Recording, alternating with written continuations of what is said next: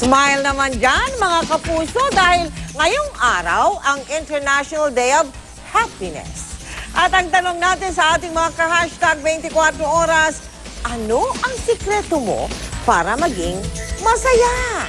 Mula sa Maynila, nakatutok live, palagi masaya, si Cesar Apolinario. Sar! Mel, alam mo, ika nga ni Aling maliit na si Raisa May Dizon, bawal ang sad. Kailangan, dapat laging happy. At yan ang tinanong natin sa ating mga kapuso, sa paglilibot natin kanina. Tinanong ko sila kung ano ang sikreto nila, kung bakit sila laging happy. Bilang pagkilala sa mithiin ng bawat tao sa mundo na maging masaya, idineklara ng United Nations ang March 20 bilang International Day of Happiness. Kaya dapat isaalang-alang ang kasiyahan ng mga tao sa paggawa ng pulisiya ng gobyerno. Sa isinagawang survey ng UN kung ano ang mas mahalaga, pera o saya, 87% kasiyahan ang pinili kaysa kwarta. Pero ano nga ba ang nagpapasaya sa ilang Pinoy? Ang vendor na si Baby ibinahagi ang sikreto para maubos ang panindang banana Q at kamote Q. Kaya sintamis na mga ito ang bungad sa mga customer. Masaya ako para po sa mga anak ko. Naghanap buhay ako para sa mga anak. Ilan po ba anak niyo? Dalawa po. Napansin namin nakangiti ka. Tingnan mo yung ngiti mo, nakakahawa Na, Pagka may problema, kailangan ba nakangiti pa rin pag nagtitinda? ganun lang po para maakit din siguro yung bumibili sa'yo. Ngiti rin ang baon ni Mang Rogelio sa mga customer kahit maghapong babad sa init ng araw. Kailangan kumita. Kailangan kumita.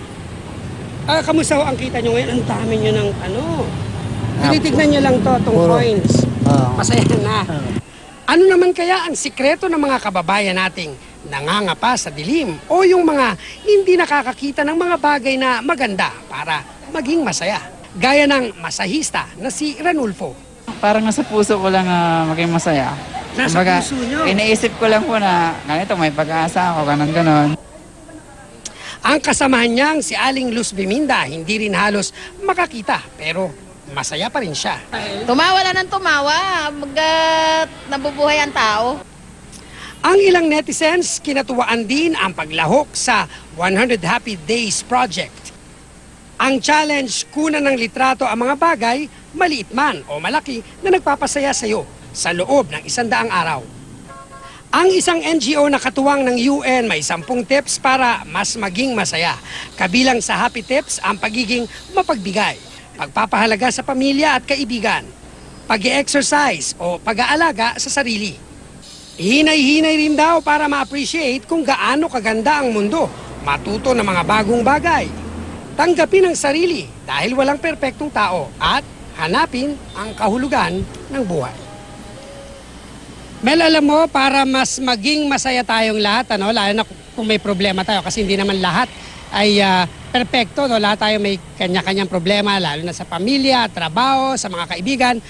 Lagi lang tayong ngumiti. At huwag natin sabihin yung problema natin sa iba dahil tayo lang naman yung makakasolve nito. Mel. Look up muna para laging masaya. Maraming salamat sa'yo, Cesar Apolinario.